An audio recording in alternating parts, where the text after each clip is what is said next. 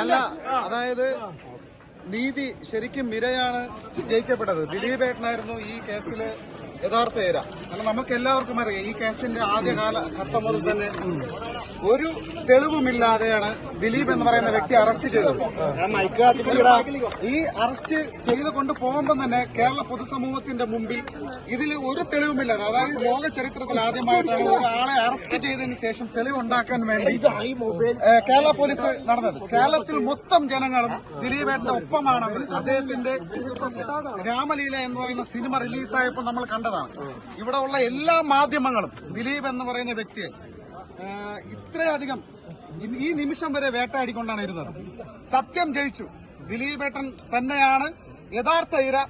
ആ മനുഷ്യനൊപ്പം കേരളത്തിലെ മുഴുവൻ ജനങ്ങളും, എല്ലാ സ്ത്രീകളടക്കം പൂർണ്ണമായിട്ടും അദ്ദേഹത്തിന് സപ്പോർട്ട് ചെയ്തു. ദൈവത്തിന് നന്ദി പറയുന്നു. ദിലീപേട്ടനെ സപ്പോർട്ട് ചെയ്ത മുഴുവൻ പ്രേക്ഷകർക്കും ജനങ്ങൾക്കും ഹൃദയത്തെ തൊട്ട് നന്ദി രേഖപ്പെടുത്തുന്നു.